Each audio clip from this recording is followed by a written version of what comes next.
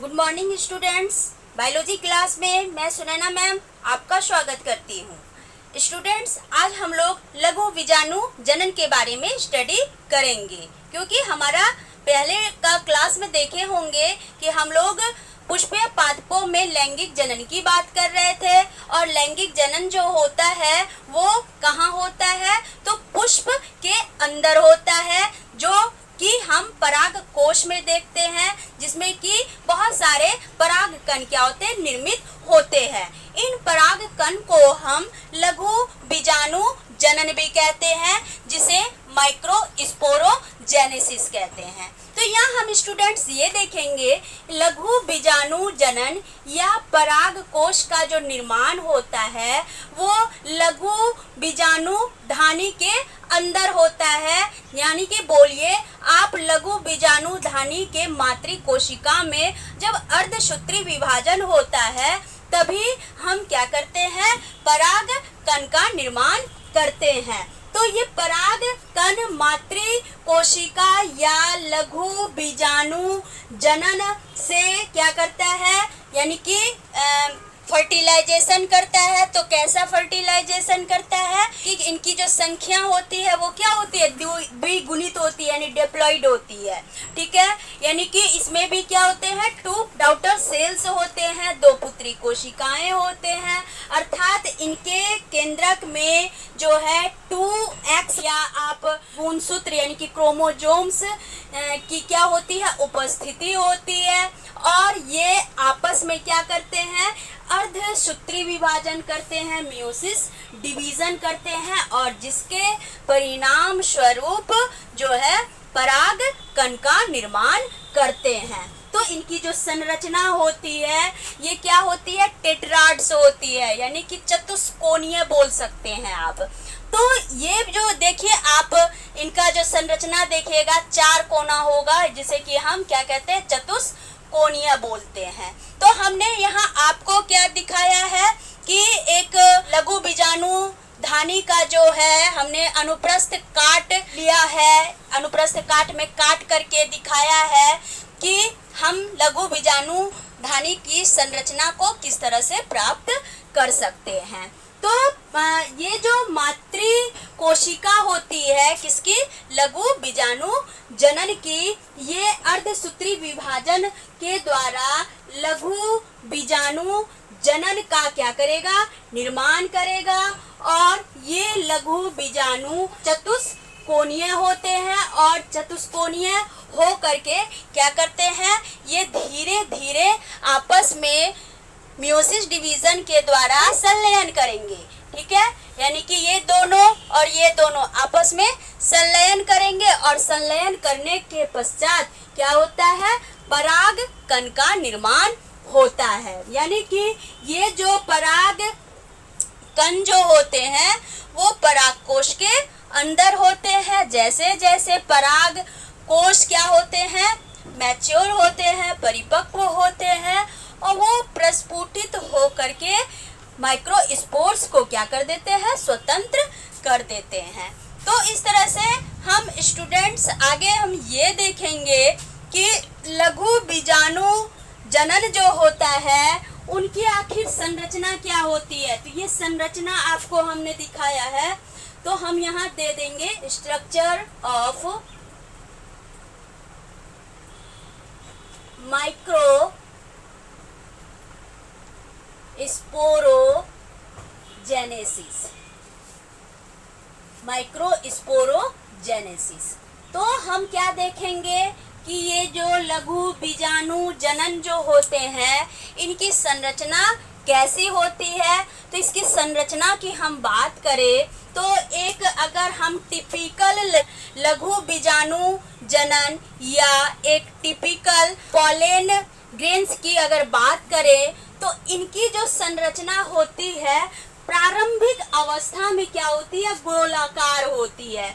बीजाणु जनन बनना प्रारंभ करता है तो इसकी संरचना क्या होती है, गोल होती है, और उसे जब हम क्या करेंगे, अनुप्रस्थ काट में काटेंगे तो फिर उसकी संरचना क्या हो जाती है, चतुष्फलकीय हो जाती है, यानी कि टेट्राड्स में वो क्या हो जाते हैं, डिवाइडेड हो जाते हैं। तो हम यहाँ जब टेट्राड्स की बात करें तो यानी कि एक जो लघु बीजाणु जनन या पराग कण जो होते हैं, ये 4 तरह के वाल से क्या होते हैं, घिरे हुए होते हैं। तो ये 4 तरह के वाल कौन कौन से होते हैं, सबसे पहला वाल के बारे में बताते हैं। तो सबसे पहला वाल यानी कि जो बाहरी त्वचा होती है, तो उनकी सबसे जो बाहरी दीवार होती है उसे हम क्या बोलते हैं, एपिडर्मिस बोलते हैं। इपी मतलब ऊपर और डर्मिस मतलब डर्मा, डर्मा मतलब स्किन होता है। तो जब पॉलन ग्रेन्स के ऊपरी परत को, ऊपरी भाग को हम क्या बोलते हैं, बाह्य त्वचा बोलते हैं या फिर एपिडर्मिस बोलिए, ठीक है। तो ये पराग कोश का क्या होता है, सबसे बाहरी भाग होता है। तो यहाँ लिख लीजिए आप लोग। तो यानी कि पराग कोश का बाहरी भाग क्या होगा, तो एपिडर्मिस। पराग कोश का बाहरी भाग, पराग कोश का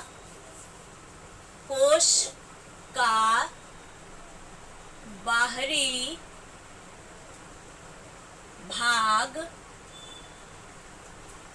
कौन होता है, तो बाह्य त्वचा बोलिए या आप इसे एपिडर्मिस बोल सकते हैं, एपिडर्मिस। तो ये एपिडर्मिस क्या करता है, ये एपिडर्मिस जो है वो बाहरी आघात से पॉलन सैक की क्या करता है, प्रोटेक्शन करता है, सुरक्षा प्रदान करता है। यानी कि जब इनका डिवीजन होता है तो माइक्रोस्पोर्स का, तो यहाँ पर एपिडर्मिस जो होते हैं ये क्या होते हैं, जब मैच्योर होते हैं तो परिपक्व होकर के, मैच्योर होकर के इनके बाहरी जो त्वचा है यानी एपिडर्मिस जिसे हम कहते हैं, वो क्या होती है, बिल्कुल सूख जाती है और सूखकर फट जाती है। ठीक, अब हम माइक्रोस्पोरोजेनेसिस में क्या देखेंगे, दूसरी त्वचा की बात करेंगे जिसे हम अंतस्थिसिस, ठीक है। तो अंतस्थ स्थिसिस जो बोलेंगे वो कैसा होता है, यानी कि आप इंडोथेसियम की बात बोलिए। तो ये देखिए, ये अभी बोल सकते हैं आप कि ये क्या है, तो एपिडर्मिस है। तो यही भाग जो होता है पॉलन सैक का, जो कि बाहरी भाग होता है, जो कि परिपक्व होने के बाद क्या हो जाता है, सूख जाता है और सूख करके फिर क्या हो जाता है, ये फट जाता है। और दूसरा जो भाग होता है वो इंडोथेसियम होता है। तो ये देखिए इंडोथेसियम है, यानी कि जस्ट एपिडर्मिस के सेकेंड लेयर को हम क्या बोलते हैं, इंडोथेसियम बोलते हैं। तो इंडोथेसियम जो होता है ये क्या होती है, एपिडर्मिस के जस्ट नीचे वाली परत होती है, जो कि क्या होती है, यानी endothecium is just below in epidermis, ठीक है। जब ये परत टूट मतलब कि परिपक्व हो करके एपिडर्मिस जब सूख करके अलग हो जाएगा तो फिर ज्यादातर इफेक्ट किस पर पड़ेगा, तो इंडोथेसियम पर पड़ेगा। तो ये इंडोथेसियम क्या होता है, तो ये भी क्या होता है, धीरे धीरे ये भी परिपक्व होता है और परिपक्व हो करके इनमें क्या होते हैं, यानी कि परागकोश बनने लगते हैं। और जब परागकोश क्या होते हैं, परिपक्व हो जाते हैं, तो परिपक्व होने के बाद जो है इनकी जो इंडोथेसियम की जो वाल जो हो जाती है वो धीरे धीरे क्या होती है, परत दर परत जो है पतली होती जाती है और चटकने लगती है, टूटने लगती है। तो यानी कि ये चटकना या टूटना, यानी जिस स्थान से ये पॉलन सैक जो होते हैं चटकने या टूटने जो लगते हैं, उस प्रोसेस को हम क्या बोलते हैं, स्टोमियम बोलते हैं। इससे क्या बोलेंगे हम, जैसे कि मान के चलिए यहाँ इस परत से अगर टूटेगा, इस परत से अगर टूटेगा तो इसे हम क्या बोलेंगे, स्टोमियम बोलेंगे, ठीक है। तो अगर पूछा जाए कि स्टोमियम क्या है तो बोलेंगे इंडोथेसियम जब क्या होता है, पॉलन सैक का निर्माण करता है और पॉलन सैक जब परिपक्व हो करके उनकी दीवारें जो होती है जब चटकने लगती है, टूटने लगती है, और जिस स्थान से वो टूटती है उसे ही हम क्या बोलते हैं, स्टोमियम बोलते हैं। चलिए, तो ये इंडोथेसियम जो होता है प्रकृति में यानी नेचर में जो होते हैं वो हाइपोसीथियम के कारण होता है, यानी कि ये हमारे इन्वायरमेंट में जो है ये ह्यूमिडिटी के कारण क्या होते हैं, आर्द्रता को ग्रहण करके ये धीरे धीरे क्या होते हैं कि जो परतें होती है वो पतली पड़ जाती है। ठीक है, तो इस पे गर्मी या ठंडा का क्या होता है, प्रतिकूल प्रभाव पड़ने लगता है। चलिए, तो इन कोशिकाओं में जो होता है यानी कि मूल रूप से बोलिए कि ये जो इंडोथेसियम जो है वो क्या करती है, पॉलन सैक के अंदर जो पॉलन ग्रेन्स होते हैं उनको जो है एक प्रोटेक्शन देने में मदद करती है। चलिए, हम तीसरे पार्ट की बात करें। तीसरा पार्ट हो जाता है मिडिल लेयर। तो तीसरा पार्ट हो जाता है मिडिल लेयर। तो ये देखिए, ये है आपका तीसरा पार्ट जिसे हम क्या कहेंगे, मिडिल लेयर, जिसे कि हम क्या बोलते हैं, मध्य स्तर भी बोल सकते हैं। तो ये जो है हम जस्ट अभी बोल सकते हैं कि ये जो है इंडोथेसियम के क्या होता है, अंदर होता है। इंडोथेसियम के अंदर कौन होता है, तो मध्य स्तर होता है, बिल्कुल याद रखेंगे हम लोग। फिर है तो इसमें क्या होती है, तो ये जो मिडिल लेयर होते हैं, तो ये मिडिल लेयर कितने परतों की बनी होती है, तो ये मिडिल लेयर 3 परतों की बनी हुई होती है। ठीक है, और इन परतों की कोशिकाएं जो होती है यानी मिडिल लेयर की जो परत होते हैं, 3 परत जो होते हैं, ये क्या होते हैं, यानी कि परमानेंट नहीं होते हैं, कुछ ही समय के लिए ही क्या होते हैं, ये तीनों परत का क्या होता है, लाइफ होता है, यानी अल्पकालिक होते हैं। और इन परतों में जो है यानी कि मिडिल लेयर में जो है, इन तीनों लेयर में जो मूल रूप से क्या होते हैं कि इनकी कोशिकाओं में जो है बीजाणु धानी यानी बीजाणु जनन की प्रक्रिया क्या होती है, संपन्न होती है, अर्थात बीज बनने की प्रक्रिया क्या होती है, संपन्न होती है। और कि जब बीज बनने की प्रक्रिया संपन्न होती है तो बीज को बनने के दौरान जो पोषण मिलना चाहिए वो पोषण देने का काम कौन करता है, तो मिडिल लेयर करता है। तो मिडिल लेयर का मेन पर्पस होता है कि बीजाणु जनन के दौरान निर्मित होने वाले बीजों को क्या देना, भोजन प्रदान करना। ठीक है, चलिए लास्ट हम लोग जो पार्ट देखेंगे माइक्रोस्पोरेंजियम का, वो पार्ट है हमारा टैपिटम। क्या है, टैपिटम। यहाँ देखिए टैपिटम, जो कि जस्ट हमने कहाँ देखा, मिडिल लेयर के जस्ट नीचे कौन होता है, तो टैपिटम होता है। तो टैपिटम इस तरह की संरचना है। ठीक है, आप देख रहे हैं ये संरचना जो क्या कहलाती है, टैपिटम कहलाती है। ठीक है, तो ये टैपिटम क्या होता है, टैपिटम अगर आपको एक क्वेश्चन पूछ दे कि लघु बीजाणु जनन में सबसे अंदर वाला पार्ट कौन सा होता है, तो हम क्या बता सकते हैं, टैपिटम बोल सकते हैं। तो लघु बीजाणु धानी के अंदर वाला पार्ट को हम टैपिटम कहते हैं। तो ये टैपिटम जो होते हैं ये क्या होते हैं, बहुत ही डेंस होते, बहुत ही घने घने होते हैं। भाई क्यों घने घने होते हैं, क्योंकि ये अंदर जो होता है इनमें बहुत सारे यानी कि ये बाई न्यूक्लिएटेड बोल सकते हैं और ये मल्टी न्यूक्लिएटेड भी होते हैं। ठीक है, यानी कि जब हम एक सामान्य कोशिका की बात करें, एक सामान्य यानी कि जनरल सेल डिवीज़न की जब हम बात करते हैं, तो इसमें क्या होता है कि जनरल सेल डिवीज़न के दौरान ये टैपिटम का डिवीज़न, टैपिटम में जो सेल्स होते हैं वो डिवाइडेड नहीं होता है। ठीक है, लेकिन जब हम इसका किसी भी प्रोसेस के द्वारा जब हम इसे डिवीज़न कराते हैं तो ये टैपिटम का डिवीज़न जो है वो बहु केंद्रीय प्रक्रिया से क्या होता है, संपन्न होता है। ठीक है, तो यानी कि हम यूँ बोल सकते हैं कि टैपिटम जो है वो द्विकेंद्रीय से क्या हो सकते हैं, बहु केंद्रीय में परिवर्तित हो सकते हैं। तो यहाँ हम स्टूडेंट ये देखेंगे कि जब परागकोश क्या होता है, अपरिपक्व होता है, इमैच्योर होता है, तब बीजाणु जनन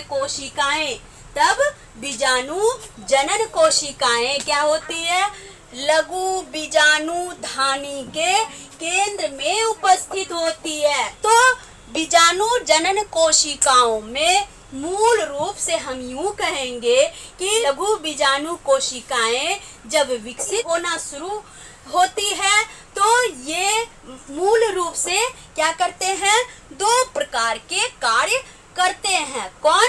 जब लघु बीजाणु जनन क्या होते हैं, परिपक्व होते हैं, मैच्योर होते हैं, तो ये 2 तरह के कार्य करते हैं। पहला हो गया और परागकणों को जो है पोषण प्रदान करना, ये इनका पहला काम होता है। और दूसरा जो काम होता है, परागकणों के बाह्य चोल जो होते हैं, बाह्य चोल यानी कि जिसे हम क्या बोले थे, एपिडर्मिस बोले थे। तो एपिडर्मिस का भी निर्माण कौन करती है, तो आपका टैपेटम करती है। तो हम इस तरह से क्या कहेंगे कि जब कोई परागकोश अपरिपक्व होता है तब बीजाणु जनन का क्या होता है, बीजाणु जनन कोशिकाएं जो होती है वो लघु बीजाणु जनन के केंद्र में उपस्थित होती है।